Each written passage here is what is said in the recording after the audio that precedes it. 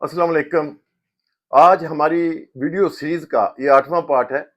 7वें part का ये तसलसल है, उसकी कंटिन्यूटी है हकूकुल्लाह और हकूकुल इबाद के ऊपर। हमने पिछले पार्ट 7 में खुतबा जुम्मा का जो है उसका एक हिस्सा पढ़ा था, उसके ऊपर बात हुई थी।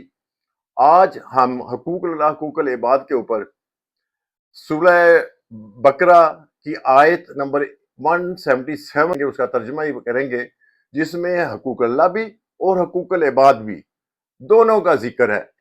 और एक बहुत बड़ी ये झलक है जो आपको इस आयत में नजर आएगी। तो बिस्मिल्लाहिर्रहमानिर्रहीम।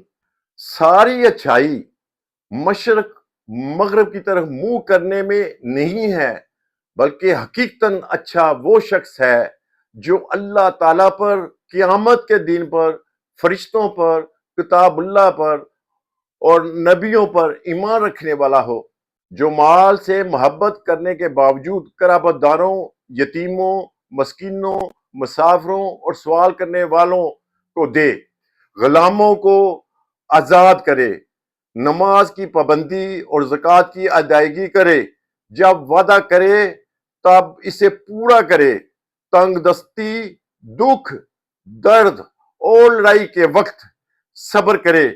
यही सच्चे लोग हैं और यही परहेजगार हैं। सूरह बकरा की एक और आयत है, वबिल वालिदैन ihsanan वज़िल कुर्बा वल यतामा वल मसाकीन वब्न सबील वक़ूलू लिन्नासि हुस्ना। अपने वालिदैन पर एहसान करो, रिश्तेदारों पे करो, यतीमों पर, मस्कीनों पर, और जो तुम्हारे साथ सफर कर रहे हैं उन पर, और जब किसी से बात करो अच्छी बात करो। एक आयत है ये, इन्नल्लाह यामुरुकुम अन तबद्दुल आमनातु इल्ला अहलिहा। मुसलमानों, यकीनन अल्लाह तुम्हें हुक्म देता है कि तुम अमानतें इनके हकदारों तक पहुंचाओ। इन जो आयात का मैंने जिक्र किया है, इसमें कोई गुंजाइश नहीं कि किसी को समझ ना आए कुरान की, जिसमें अल्लाह ताला ने कहा है कि अच्छाई ये नहीं है कि मशरिक और मगरिब की तरफ मुंह कर लिया जाए, बल्कि अच्छाई ये है कि तुम अल्लाह पर, उस आखिरत पर, और उसके बाद उसके रसूलों पर, नबियों पर, और ईमान लाओ फरिश्तों पर, और उसके अलावा जो खर्च करो, जिससे माल से जो मोहब्बत रखते हो, अपनी जेब में डालते हो, बार बार गिनते हो, तिजोरियां बढ़ते हो, उस पैसे से इतनी आप मोहब्बत करते हो, उस पैसे को खर्च करो अपने कराबतदारों पे, यतीमों पे, मस्कीनों पे, साइलीन पे, जो सवाल करने वाले हैं, इन सब पे खर्च करो। ये अच्छे लोग वो हैं। और जब किसी से वादा करो, अहद करो, उस अहद को पूरा करो। हमारे तो ये है कि यू टर्न ले लिया जी, बड़ी अच्छी बात है, लेकिन फिर जाना अल्लाह ताला बुरा बनाता है। अल्लाह के लिए बल्कि ये पसंदीदा लोग नहीं है ऐसे। अल्लाह ताला के पास पसंदीदा लोग वो हैं जो अपने अहद को पूरा करते हैं, अपना वादे को पूरा करते हैं, और ये दुख और तकलीफ में और लड़ाई में जो है वो सब्र से काम ले, इस्तिकामत से काम ले। यही लोग कामयाब हैं, यही परहेजगार है। अब इसमें देखें, अल्लाह ताला पूरा जोर जो दे रहा है ना, वो इंसानों के हकूक पर दे रहा है कि वो लोगों के लिए आसानियां पैदा करो। जिस जिस कैटेगरी के भी लोग हैं उनका सारा जिक्र कर दिया है। फिर अमानतों के बारे में कह दिया है, अमानतें जो हैं लोगों तक पहुंचाओ, जो हकदार हैं उसके। ये इंसानों के साथ तल्लक है। और इसके बाद फिर भी वो एक सवाल करता है सूरह मोहम्मद में, आयत नंबर 24 है, अफला यतदब्बरून कुरान अम अला कुलूबी अफकालुहा। तो क्या तुम कुरान पे गौर फिक्र नहीं करते, बल्कि दिलों पर इनके ताले लगे हुए हैं। अगर इतना कुछ समझने के बाद आपको नहीं पता, तो आप क्या कुरान पे गौर फिक्र नहीं करते। लेकिन हम जो पिछली दफा हमने जिक्र किया 7 पार्ट में कि अल्लाह यामुरु बिल अदली वल ihsan व इता ज़िल कुर्बा व यनहा अनिल फ़ाहिशाई वल मुनकर वल बग़य यईज़ुकुम लअल्लकुम तज़क्करून।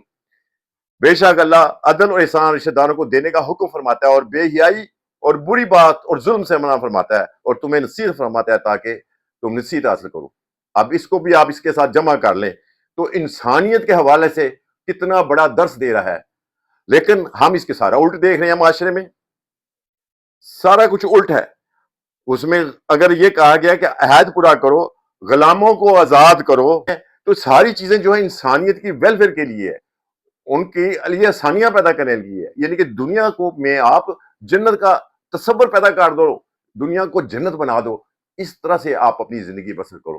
لیکن ہم دیکھ رہے ہیں کہ اس کے الٹ ہے کہ یہ انل فحشائی والمنکر، برائی کو کون روکتا ہے، بری بات کو کون روکتا ہے، اور کون عدل کرتا ہے، کون احسان کرتا ہے معاشرے میں. اسی طرح پچھلے پارٹ میں نے کہا ہے ملاوٹ بھی ہے، دھوکہ بھی ہے، جھوٹ بھی ہے، اور یہاں تک کہ ایک محلے کے بدماش کو جو ہے کہتے ہیں اللہ پوچھے گا.